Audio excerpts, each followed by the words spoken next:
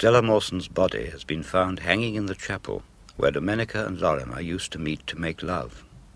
Why did you say he was Lorimer's car? Conscience. I didn't want to betray him anymore. I don't believe you. I didn't then, I don't now. It's true.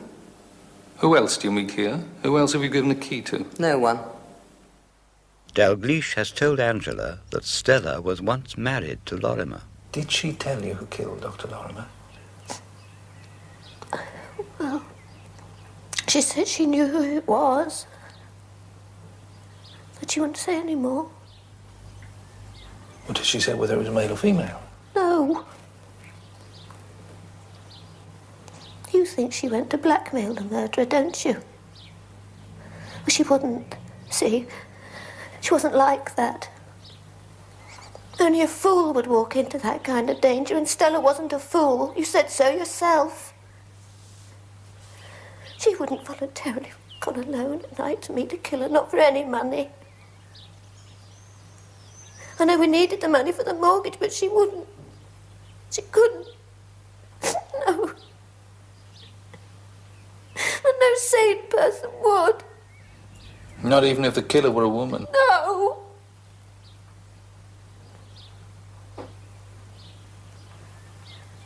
I'll never see her again. She'll never speak to me. Not to anyone.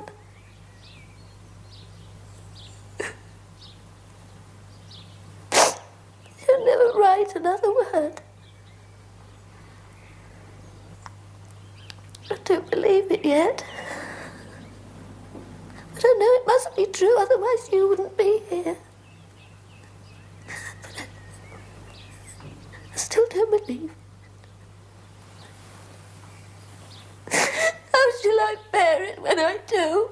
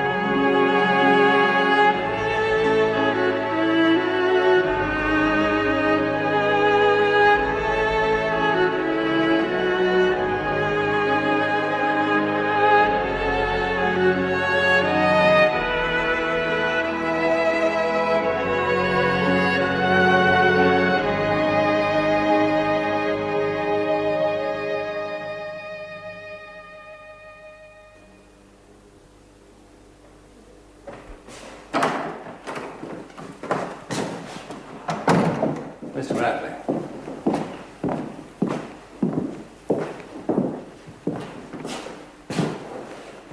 Well, you want to add to your statement? Yes. It's important. I've realized that the murderer was still in the lab when I went back to Lorimer. Just as I got to the door, I heard a sound. Well, I forgot all about it until this morning. I was coming down to breakfast and I heard a pinging noise. Sue had just finished making a telephone call. Well, that was the noise I heard in the lab. It was the murderer putting down the telephone. You have to believe me.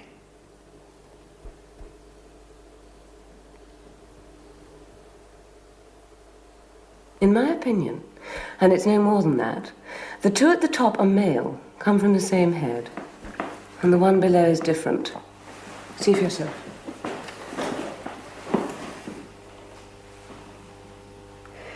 To prove anything, I should need more samples.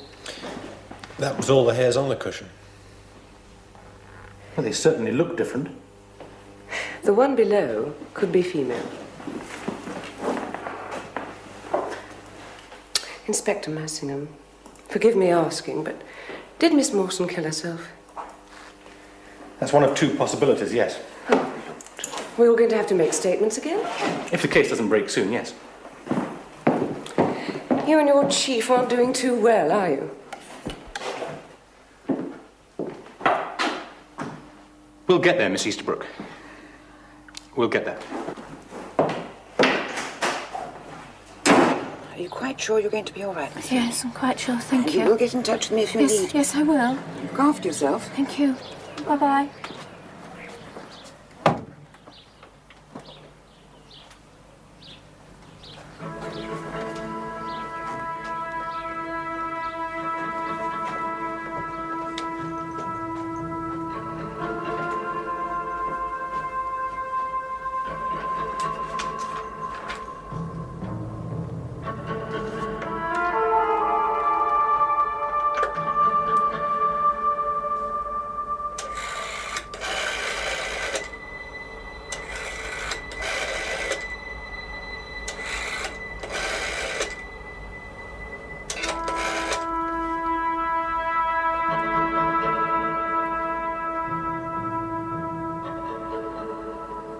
Hello? My name is Angela Foley. I have some important information. This is important for you. No, I'll tell you when you get here. Now, don't keep interrupting me, just come. I shall be here. The address is... Morning, Inspector. Morning. Found my white coat yet? No. Oh, pretty vital, I should have thought.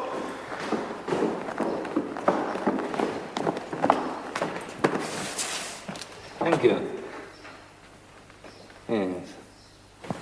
Clarice Brooks says she'll need more samples before she can prove anything. Well, that won't be necessary. Come on.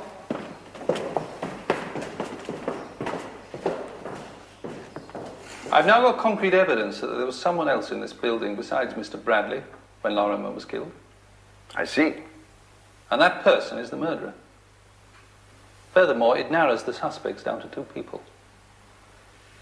You're not suggesting, surely, that I was involved in Lorimer's death? Why not? You've got both the motive and the means to do it. As director, you've got all the necessary keys to the building and to the chapel as well. You dislike Lorimer, and you were jealous of his affair with your sister. You always try to solve your cases by guesswork. What I am accusing you of is lying. Not directly, but by omission. In order to protect your sister. Chief Superintendent, I've been at your service Please, will now you let me for finish? 2 days. You deliberately withheld critical information that your sister was having an affair with Lorimer. I didn't consider that relevant. No? No. You also knew she'd recently rejected him.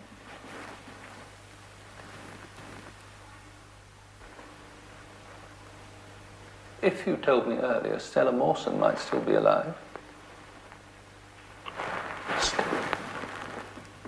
Who is Domenica's lover now? Yeah, I don't know. We never discuss such matters. Who is he? I told you I don't know. You realise you've obstructed us in the course of our duties. You still are obstructing us. I'll risk that. Yes, you can probably afford a good lawyer. John, this isn't achieving anything. Dr. Howard, when did you first suspect your sister? I didn't. I don't suspect her of anything. I could find your attitude understandable if it had only been Dr. Lorimer that had been killed. But Stella Mawson's death must have changed everything. Well, as a professional, I mean, you would know in court your sister's alibi would not stand up to cross-examination. Dr. Howard, this will mean the end of your career. And the publicity will give the government the excuse they need to close this establishment. And you risk all this just to protect your sister? Yes! I don't apologize for that.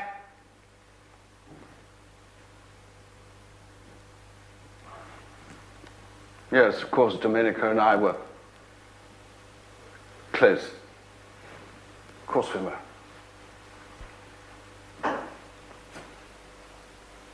I was instructed by my father to look after her. When I was 8 years old, she was 3. That's all he had to say to me 10 minutes after her mother died. And I have looked after her ever since. And I shall continue to do so.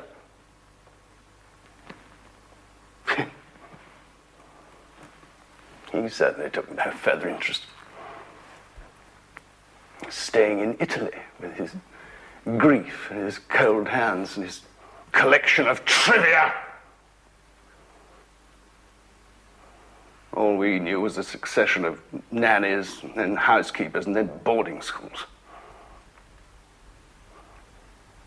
By a process of elimination of affection, we became everything to each other. And that's why we...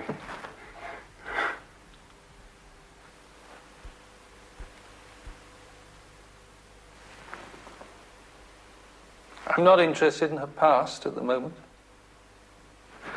Oh, really? Yes, I do so agree. Never apologise, never explain. Who's her lover now?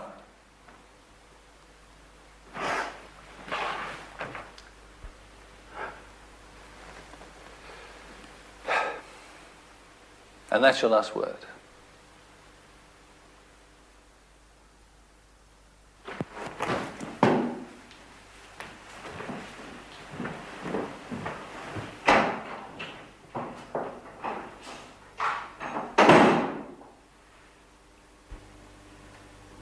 Read it. Read it. No, love, you're too head up. You killed her because of that, didn't you? Killed who? Don't pretend you don't know. You're way ahead of me, love. You really are. You should know. You're in the CID. Resigned yesterday. What? My governor doesn't agree. He says I'm suspended from duties pending an official inquiry. But, a cup of tea. I'll make it. Have a little chat. Stay where you are.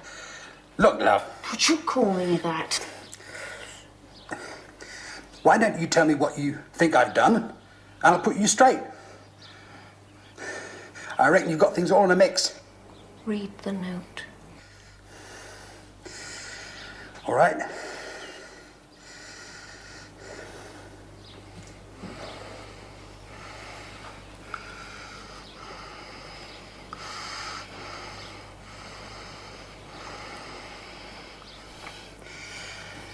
Who did you get this from? Edwin Lorimer's desk. Stella took it and she gave it to me, and you killed her because she knew. And last night she went out to blackmail you, and you strangled her. Blackmail? Are you saying your friend thought I'd kill Lorimer? I'm not saying anything. And you think I killed her because of this? This poison pen job? I may have mislaid the odd batch of cannabis, love. Sorry. I'm not to call you that, am I? But no. I might be rough, but not blackmail. So, Lorimer got tipped off, so it may yet all come out. I don't mind. They can't pin more than carelessness on me. I'm going into antiques. You've got some nice pieces here, as a matter of fact. Shut up! Like I said, you worked up. What was the idea? Self-protection? Revenge? A bit of both. Look, I didn't even know Miss Mawson was dead, did I? And if she died any time between 2 o'clock and 7:45 yesterday afternoon, I'm in the clear. Best alibi in the world. I was in the nick the whole time. Guy's Marsh. You ring them and ask. What about that note? Nasty but true. What surprises me is that Lorimer didn't act on it. Maybe he meant to, but got overtaken by events, as they say. You admit it, then? I admit to carelessness, that's all. The joke being that they got to me on account of a wrong hunch by Inspector Massingham. But there you are. Swings and roundabouts. I'd love a drop of whiskey. I've got beyond tea. Look, why don't you put that little knife down? It wouldn't peel a potato, let alone me.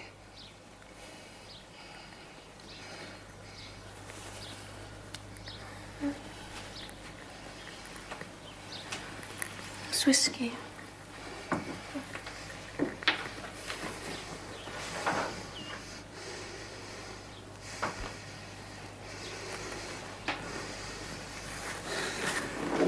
There. You've been very upset. If you ask me, you shouldn't have been left on your own. I told the nurse I'd be all right. You weren't.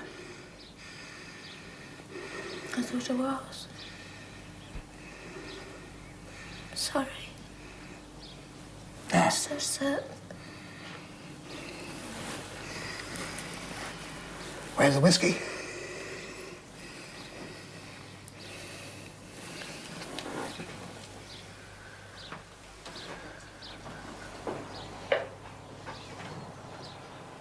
Where?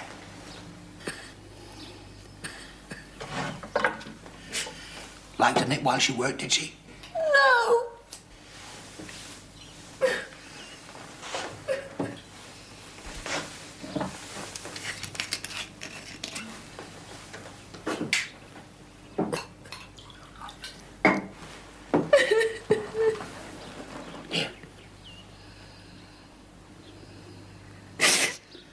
I don't drink whiskey. It's an emergency. Do you good. Just a little one. Medicinal. Come on.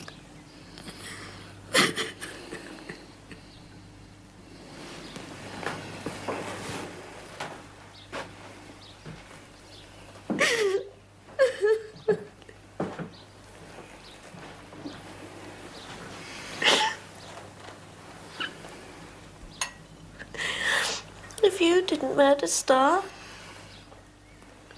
who did? Same person who killed Lorimer, I'd say. That man was a pain. I suppose he had his point of view, but I never saw it. Yes, and a couple of murderers loose in one small community is too much of a coincidence. But look, you better tell the police about this note. It can't hurt me, not now, but it can help them. I don't see how. If you've told me the truth, then it's irrelevant. Not quite. If your friend found one incriminating piece of evidence on Lorimer's desk, she may have found another. One thing leads to another often in police work.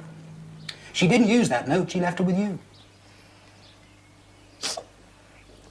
So it could be she had other information she intended to use, do you see?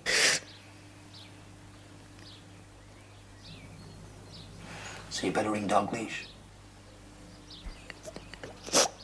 You ring him. What? Eat humble pie? Okay. What the hell?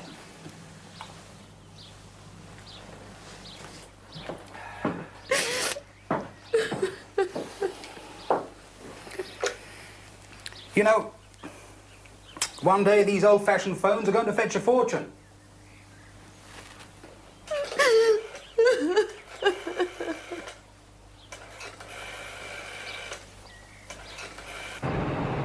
He must know who our current lover is. So do I, but I still need proof. What's left in that book of yours, John? Brenda Pridmore's bike. Ah, well, that was just a piece of spite. You mean someone envied her legacy? Yes. And the woman at the bus stop? There's Lorimer's inquest at 2 o'clock. You hadn't forgotten? No. Only 11:15, we've still got time.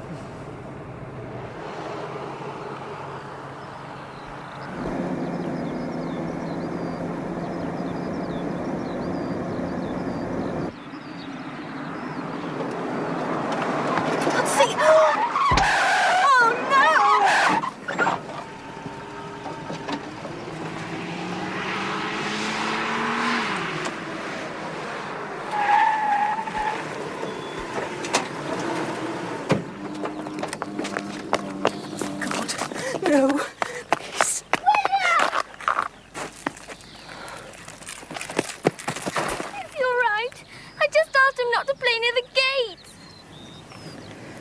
I didn't have a chance.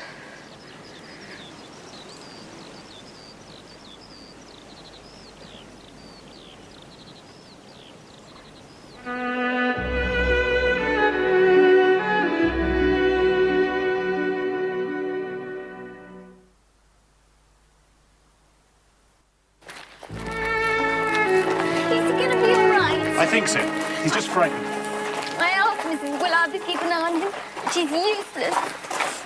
I was washing my hair. Daddy's at the morgue, you see.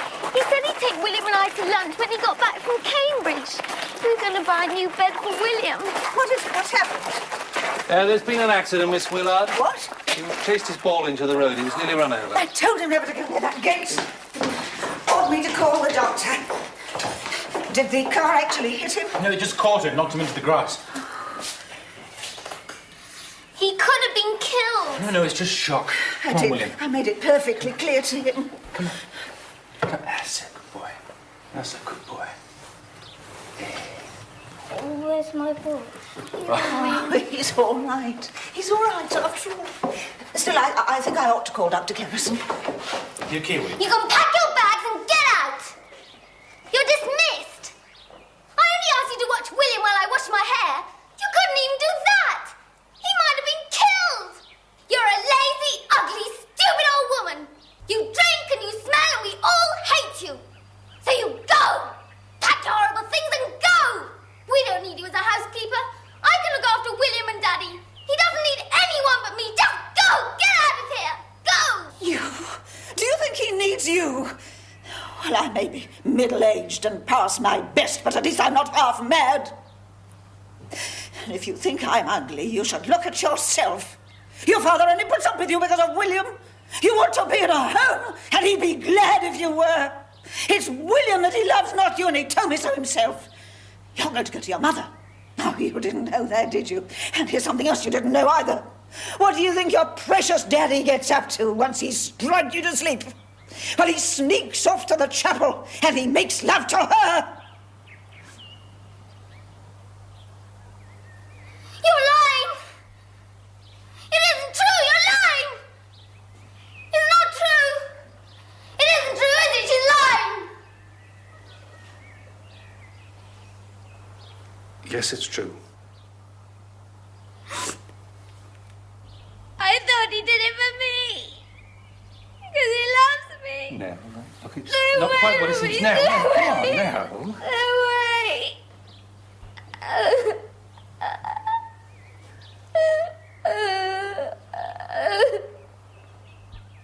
I wasn't asleep when he came back. I didn't drink the cocoa he made me. I went down and watched him burn the coat on the bonfire. I knew there was blood on it. I thought he'd been deceived on Lorimer because he'd been unkind to William and me. I thought he did it for me because he loves me. Daddy, Daddy. Is that why you kept the buttons? You can have them. You have them.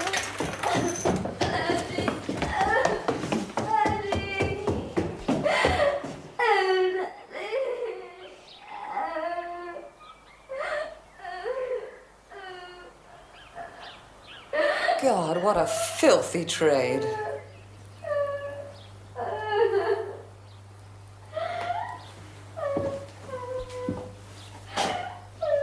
John, look after them, will you? I'll get on to Guy's Marsh. Where's the phone, please? Thank you. It's not a trade, it's a job. Are you saying it's one you don't want done? Come on, kids. Come on, William. Mel, come on. Come on, Donny, it'll be all right. You show me your comics are, William. Hello, Dalgleish here. Yes, I'm at the old rectory. I'm on the WPC and Constable Cox immediately, okay? Yes. Good.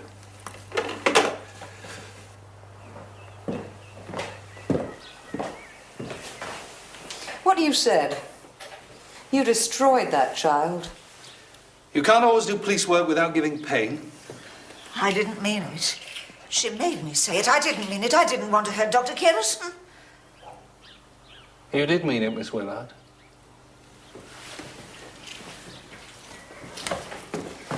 If you want me, I'll be at Hoggett's. Right, I need a written statement from you. Oh, yes. All the human muddle, despair, hurt, longing, neatly documented on official paper. No, just the facts. Miss Howard! Miss Howard, why did you come here today? Did Dr. Kerrison phone you to say meet here rather than at the chapel? Are you trying to make me an accomplice? I told you that neither... Oh, just bloody answer, will you? Neither of them phoned me. Well, Lorimer did once, but he broke our agreement, and that's when it was all over anyway. But no, Kerrison never phoned. We weren't, what's your expression, in this together? Well, I suspected him, of course I did, but I didn't know. I'm not responsible. It wasn't because of me. No, I don't suppose it was. Why do you dislike me? In the eyes of the law, you may be innocent.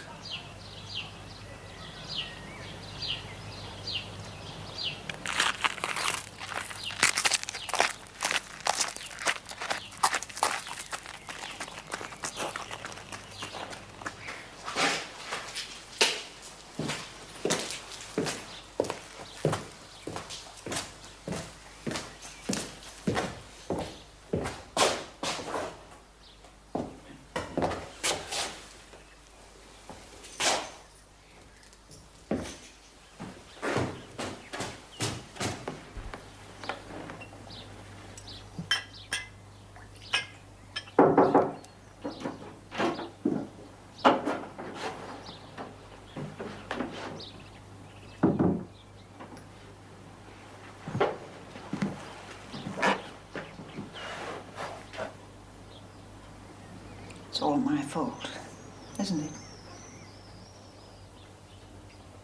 Not completely, no. You did used to phone Dr. Lorimer, though, didn't you? To tell him about the chapel, about the candles, the number on the hymn board, Yes. He used to drive me to church every Sunday.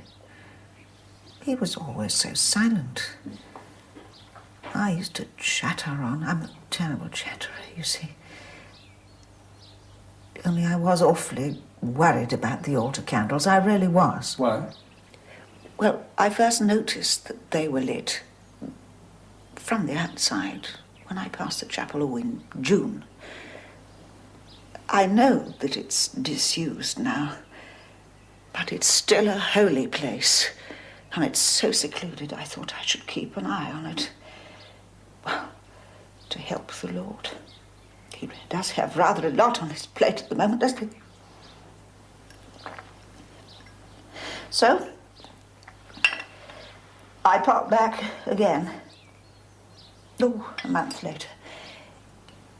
And the candles were lit again. So I mentioned it to Dr. Lorimer the next Sunday. And he lent me the key. I thought it might be devil worshippers, you see. There's an awful lot of cranks around here. Anyway,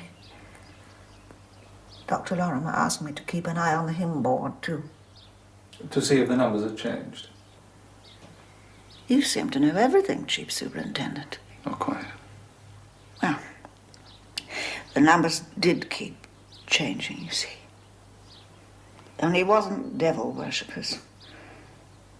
It was that woman.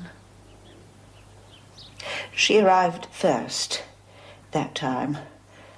Oh, she came just at the right time. 1915 was on the board on that occasion, and then Dr. Kerrison arrived, and he let himself in. When I mentioned it to Dr. Lorimer, he was terribly upset. But he said he was glad that I had seen them because I could be a witness, and how worried he was about the children, especially William.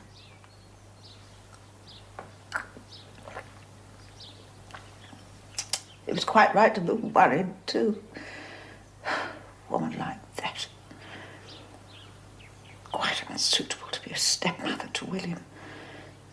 One man after another. Well, that's what Dr. Lorimer said. Oh, it didn't matter who he said. He knew all about her. Well, the whole lab knew, he said. She'd even made advances to him once. Horrible. He said he would write to Mrs. Carrison and tell her all about it. She had run away with the doctor. But he knew what his name was, and he said he would look up his address in the medical directory. So that's what he was doing on the ground floor when Bradley arrived. He'd come down to the library, found the address, and wrote it in his notebook.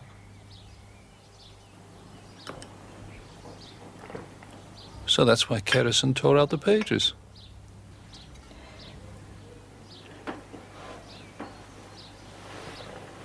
What will you do to him? What will happen to him? When I asked you where you were on the night of the murder, you told me you were here. And you said you could prove it, didn't you? Because you'd overheard Dr. Kerrison on the phone.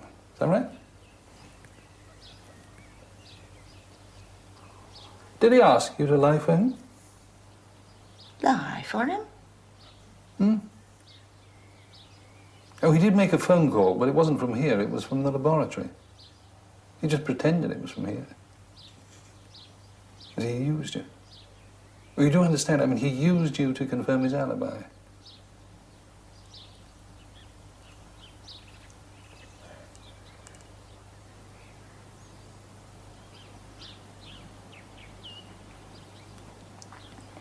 He only asked me if I'd heard him on the telephone. That was the next morning, after he'd been called to the body. Well, I thought that I had heard the telephone. You know how they ping when you lift the receiver up and put them down again? Well, I actually thought I had heard it. It wasn't really a lie. It was just... I thought I had heard it. And I wanted to help him. He was so good, kind.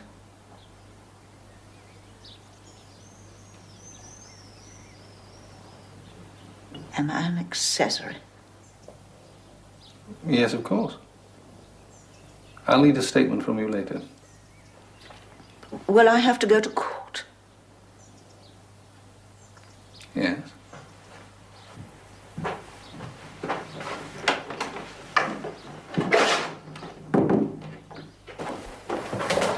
Good. Thank you, Cox. What's your name? Leslie. Good. Look, now what I want you to do is, in there are the two children. He says, Doctor, I feel like a pair of curtains. He says, don't be silly, pull yourself together. He says, Doctor, I feel like a bucket. He says, yes, you do look a little pale. And the salesman says, this little gadget will cut your housework in half. Mum says, in that case, I'll take two. Right, John. So, Let's go. Gotta go. Oh, don't go. I've gotta go.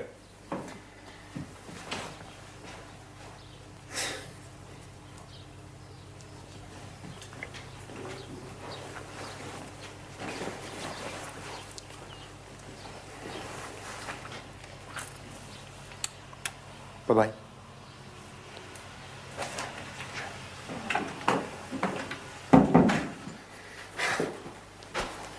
He's a nice lad. It's the girl I'm worried about. We better get in touch with her mother. Sir.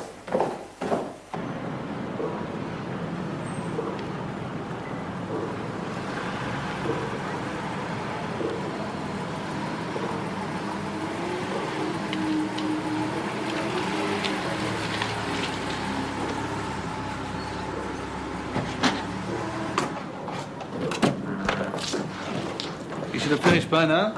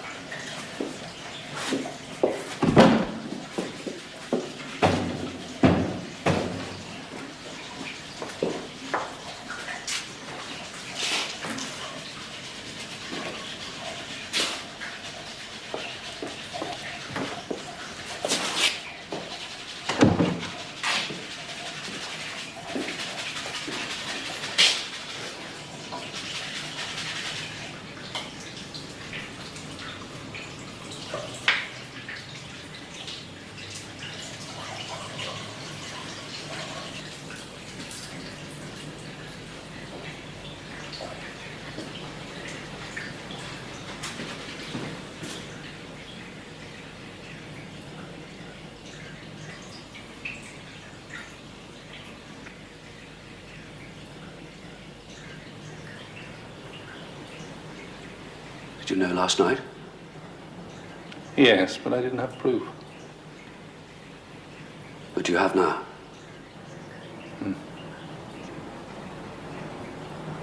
From your daughter.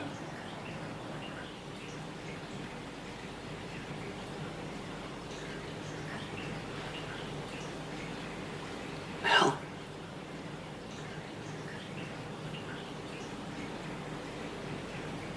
I kept thinking when I was doing the post-mortem. Caution, John. All sorts of things, like I could suppress the Dr. evidence. Harrison, I must caution you. You're not obliged to say anything unless you wish to do so. But anything you do say will be taken down in writing and may be given in evidence.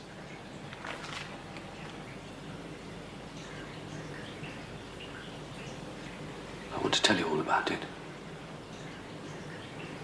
But I don't want to go to Guy's Marsh, not yet. Won't be any trouble. I'll make a full confession. But first, can I talk to you? Just you and nobody else. But whatever happens, I don't want Nell to have to give evidence. Can you promise me that? You know I can't, Dr. Harrison. There's no reason, of course, for the Crown to call her if you plead guilty. I shall. I am, aren't I? Get changed, will you? John.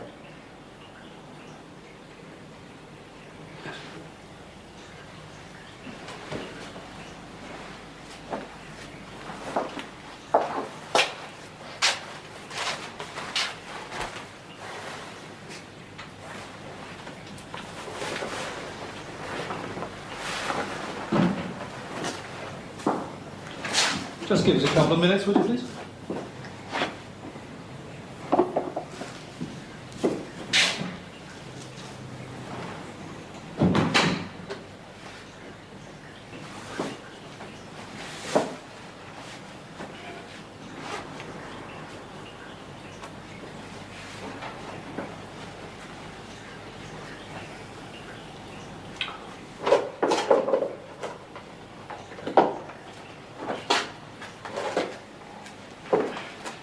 Excuse me, is this the back layout? Yes. Bring the rest of his clothes, John.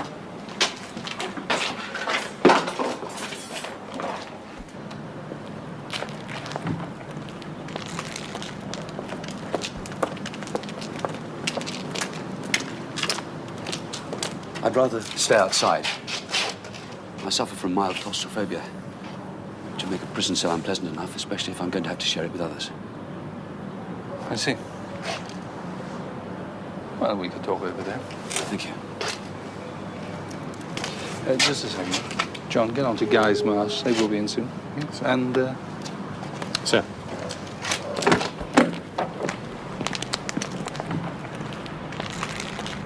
If it had just been Lorimer, I might have hoped the manslaughter as a verdict. His death wasn't premeditated, but the other was murder. Do you want to tell me why? 4 days ago, I was giving a lecture at Hoggett's. I ran into Lorimer. He told me to meet him in the laboratory at 8:30 that evening. He didn't ask, he just told me. What did he say? Why? Yes. He wanted to talk about Domenica. Ah. Did you know he was her lover before you? Not until I met him that evening. She'd never mentioned his name once. He stood there pouring out this stream of hate, envy, jealousy. Then, of course, I knew. I didn't ask how he found out about me. He was your housekeeper to spy on you. Miss Willard. I should never have taken her on. But after Anne left me, she was all I could get. Nell hates her. And Lorimer threatened to write to your wife to prevent you getting custody of the children unless you gave Domenica up. He was going to write anyway. I think he'd been driven mad. Perhaps we were both mad. He wanted her back. And he believed that was possible? And he wanted to punish me. I've only once before known such hatred. He stood there in the biology room, white-faced, shouting at me, saying that I'd lose the children, that I wasn't fit to be their father, I'd never see them again. And And suddenly it wasn't Lorimer speaking. I'd heard it all before, you see, from my wife. It was his voice, but her words. I just couldn't take it anymore. I had a terrible row with Nell that afternoon. He'd ordered her and William out of the reception at Hoggart's. I'd been worrying all day what he was going to say to me. Was that when the telephone rang? Yes, it was his father complaining about the television.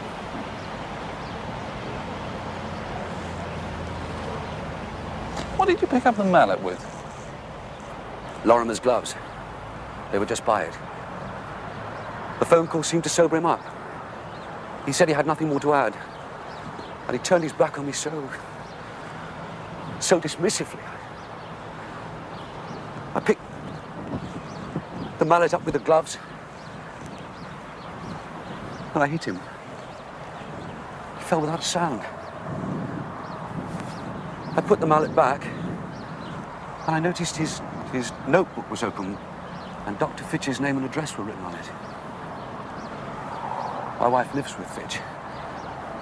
But then I did calculate. I put the gloves on properly, and I tore that page out, and the 8 underneath it, because they wouldn't have been blanked to a spectroscope, you see. And I went to the telephone and called the hospital, pretending that I was at home.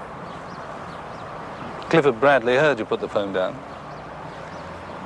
Unfortunately, he only remembered hearing it this morning. Do you mean that Bradley was there?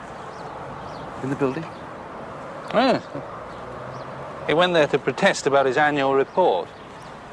Lorimer tore him apart and he went to the washroom to be sick.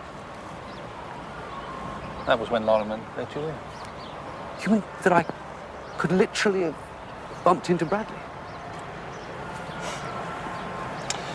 Yes. After you killed Lorimer, you went down to the front door. Yes, I saw the headlights of a car swinging into the drive, and I knew I couldn't get out that way. So you went up and got the keys off the body, then went downstairs, reset the alarm, locked the front door. Yes. And then you went and put the keys back on the body. No. No, I panicked. Oh. But you put on Middlemass's coat and you climbed out of the washroom window. Well, I couldn't risk dragging my own clothes against the drain pipe or the stonework. Luckily, I hadn't brought my car, so I took the shortcut back across the fields. It's quicker than by the road. When I got home, I burned the coat, notebook pages, and the gloves on the bonfire. And you put the keys back on the body the next morning when you examined it? Yes.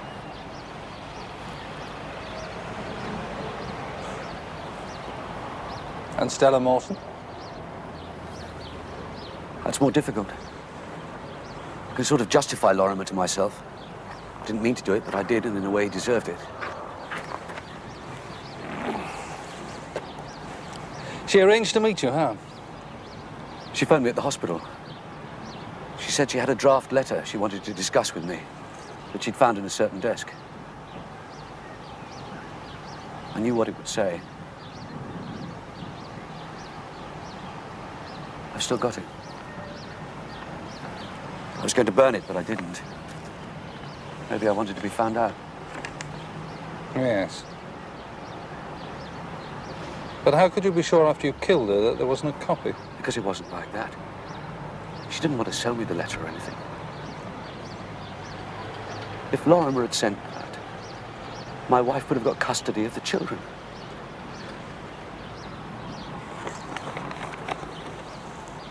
What did Miss Mawson want? A loan. For £5,500 for the cottage? Yes. She was the gentlest of blackmailers. A loan spread over 5 years at a rate of interest she could afford.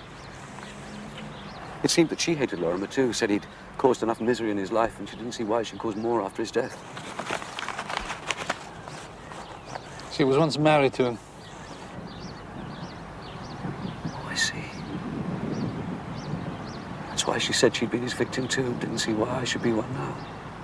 Couldn't you lend her the money? No, I'm always at the limit of my facility, as the bank says. But she wouldn't believe me.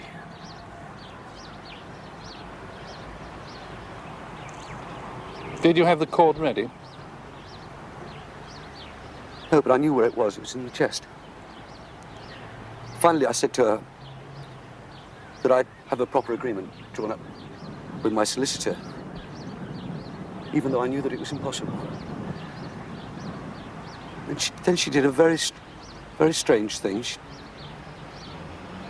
went and got a Bible. And that's when I put the cord in my pocket, just in case. So that's what the Bible was doing on the font. She wanted you to swear on it, didn't she? Yes. Never to tell what had happened between us. She was terrified that Angela Foley would find out. And that's when I realized that nobody else knew, and that she was the only one who had this dangerous knowledge. And that she had to die. I swore never to tell a soul. And then I killed her. It was terrible.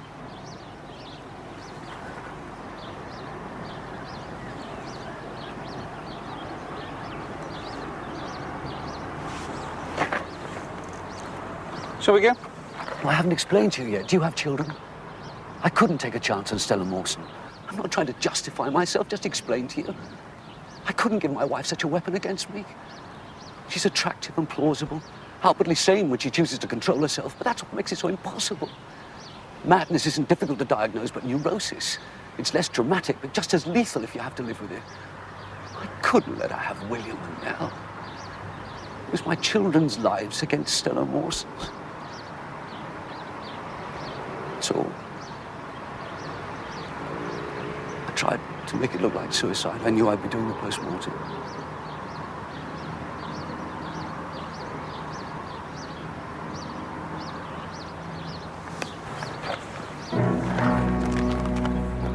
Domenica obsessed me as she did Lorimer.